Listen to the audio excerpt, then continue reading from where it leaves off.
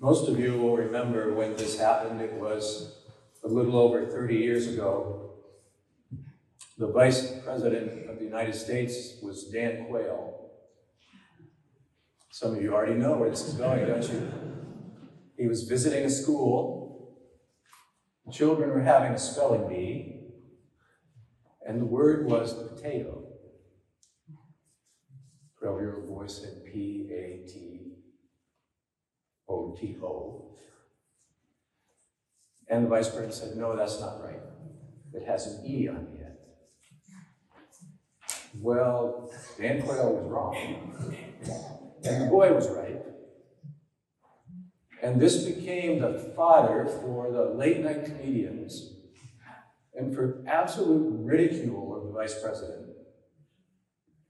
And he's still going and very active now at age 77, but for the rest of his life, he had to live with this shadow that he wasn't very smart.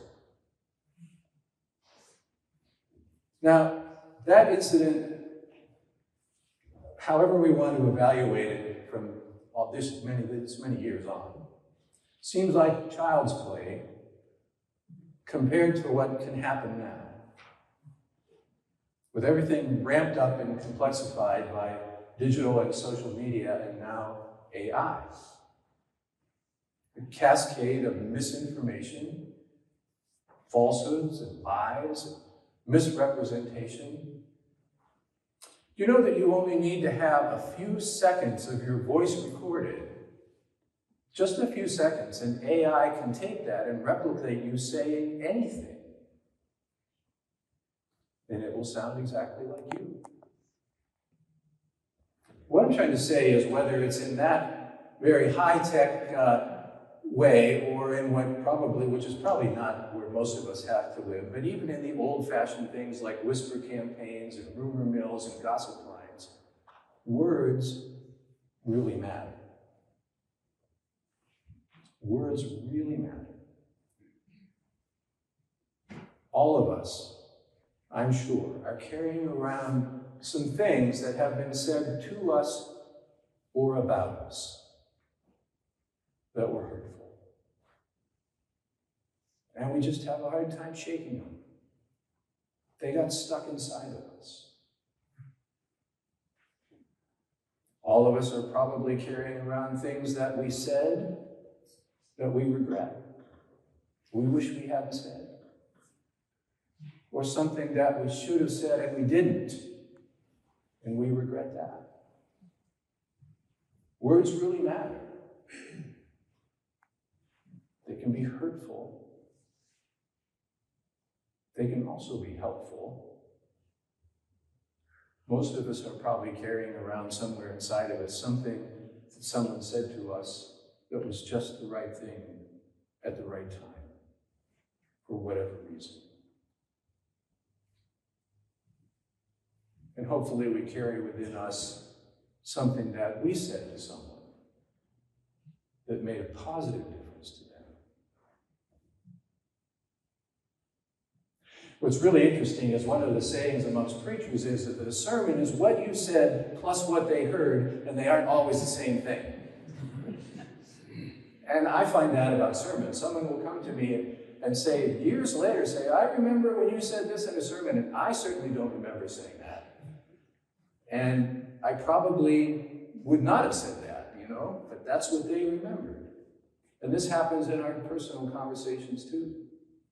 I find it interesting that many times some people will say to us something that we said to them maybe years ago, a positive thing that really helped them, that was really encouraging, that made a difference, and we can't remember at all that we said that.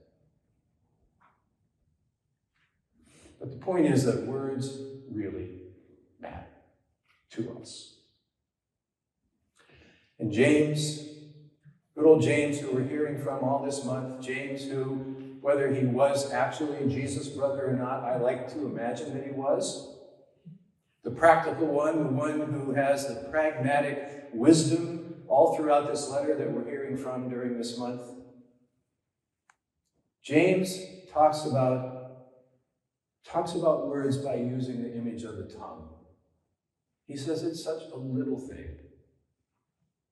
but it makes such a huge impact. And he said we seem to have pretty decent success at taming all kinds of things, but the tongue seems to be one thing we can't tame. And we try. I think most of us try. We'll go into a conversation saying, I'm not going to say, I'm not going to say, I'm not going to, and then we say it anyway, right?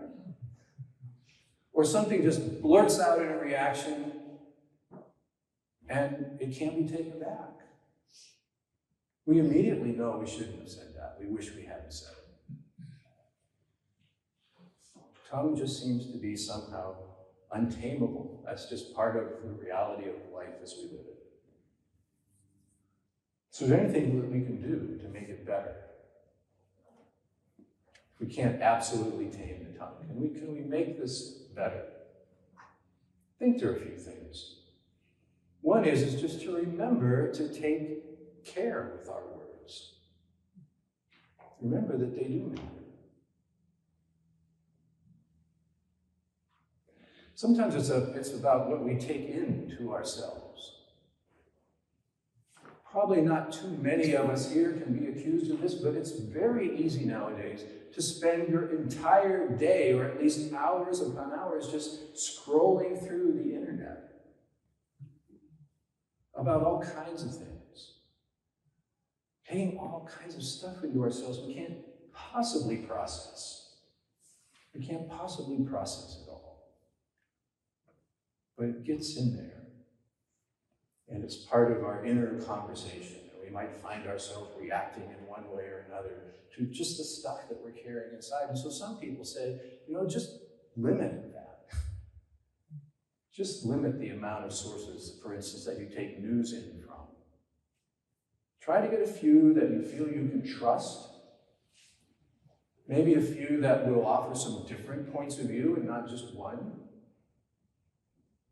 And just get enough and then let that be enough. Just take a walk instead of spending another hour doom scrolling. That's one thing we can do.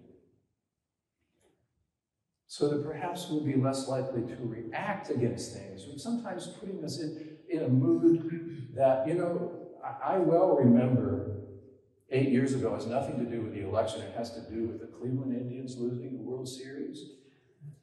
I was in such a bad mood about that, that about a week later, I snapped at somebody who absolutely didn't deserve it. And I realized later it was because I was carrying that around inside of me, that poor soul.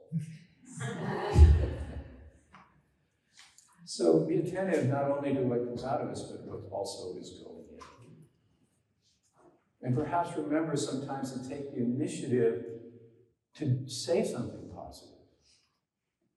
I wish I were better at this myself, but I'm very impressed at how many people who are substantial major leaders in all kinds of fields, politics and other things, still write handwritten notes to people.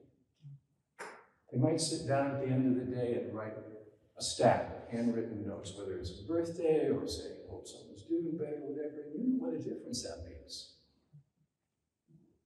Something just like that, to balance the untamable part of the tongue. James says earlier in this letter, he says, be quick to listen, slow to speak, and slow to anger. Some of you may have had a parent or a grandparent who put it much more simply. God gave you 2 ears and 1 mouth.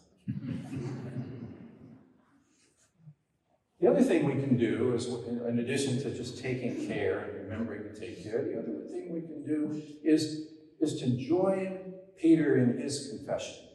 The gospel today, it's a turning point in Mark's gospel. It's a before and an after. Everything leads up to what we hear today, and then everything flows from that. This is when Jesus finally gets the disciples away from everybody and says, who are they saying that I am? And they have all kinds of answers to that. But then he turns to the really direct question, who do you say that I am?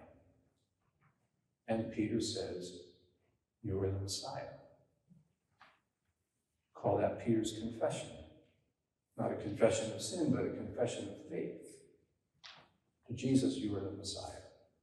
And we can join in that kind of confession. We do that when we come here. We say the creeds, we sing the hymns, we say the prayers. Sometimes people will criticize Episcopalians and say, why do you only use prayers that are in a book? Well, most of us don't only use prayers that are in a book, but sometimes those prayers know better than we do what to say. And they give us language, they give us words. They help train our words, they also influence us inside. So we can join in that confession and all of those great words of the church, because they will point to something that is even a greater word. And that is the Word of God. John's Gospel begins this way. In the beginning was the Word, and the Word was with God, and the Word was God.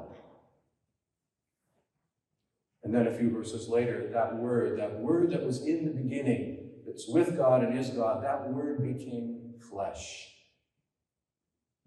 and lived among us. That's Jesus. And then it says about that Word that is God, who was there from the beginning, who was made flesh in Jesus, that Word is full of grace and truth. And so that Word of God is full of grace for us in love and acceptance and forgiveness, even with our untamed tongues. And James says in his letter, encourages us to receive with meekness the implanted Word, which is able to save our souls. I looked at that pretty closely and I realized it's not saying open up and receive the Word. It's saying open to the Word that is already in you. It's been planted in you. This Word of God from the beginning, which became flesh in Jesus, which is full of grace and truth, has already been planted in us. And James is saying, receive it, open up to it. Receive with meekness. Among all the words that are out there, among all the words that we say that we wish we hadn't said, or that we wish we had said, or that we're glad we said, or whatever, amongst all of those words, there is this word. Receive with meekness the implanted Word, which is able to save your soul.